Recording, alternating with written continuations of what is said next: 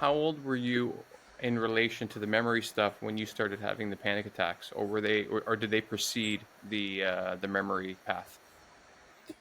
Panic attacks started probably 2019. Okay. And like, there's a spectrum of panic. They're all the way from, like, if you've ever had one, it's like a wave of fear, of discomfort. Adrenaline goes through your body, and you wonder what's wrong, like what's happening. You don't know. Sometimes it feels on the extreme end, like you're going to die, like you're going to pass out, heart attack. I mean, it mimics these intense events. You feel like one time my face went numb, and I thought I was having a stroke. Oh my God. One time my arm tightened up, I thought I was having a heart attack. Like, they're very real and visceral. That's why they're terrifying. But 2019, I had a light anxiety panic attack in the first event of the World Memory Championships in China. I was in Wuhan, China, December 2019. True Oh, story.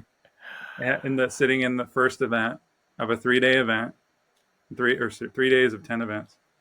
First event, I turned over the page, and the images on the page to memorize were blurry, and they were upside down. Like, it's hard to explain. There were textured images that I trained for, but they were flipped, and so I was completely thrown off in my mind. All the demons came out, all the voice in my head, all the panic, and because I was basically telling myself I was going to finish top 5 in the world, because I had the talent. I was that good, right. and it just completely derailed me. So I was having very, like, fight or flight responses in my memory, in my training. Like, I would have brain fog, I would freeze up, and I wouldn't be able to memorize. Things like Wow. that were starting to happen because of all the stress that was building, all the suppressed emotion that was coming to the surface.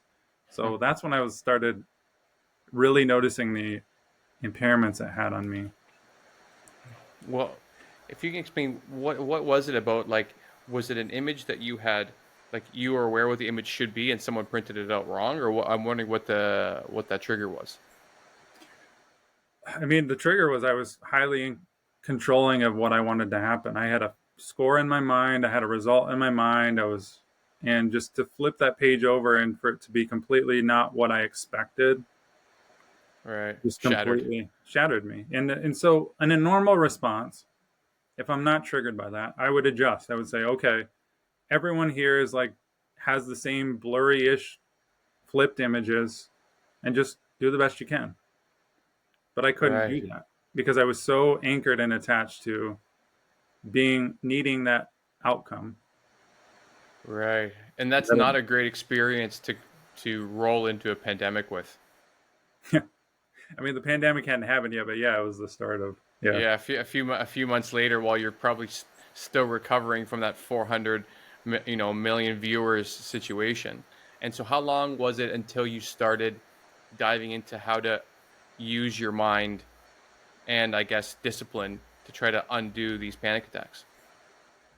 It wasn't until last year, 2023, where it came to a head. I was having, this a little over a year ago, I was having multiple daily panic attacks.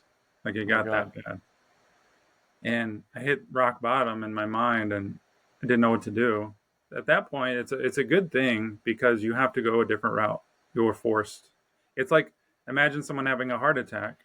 At that moment, they let their life changes. They say, I have to eat healthier, I have to exercise, I have to make changes, Right. huge changes. And it was that moment for me where I realized what I'm doing mentally. I'm trying to solve my anxiety and panic mentally, which is the mainstream route. It's labeled mental health, right? Right. But it's actually emotional health.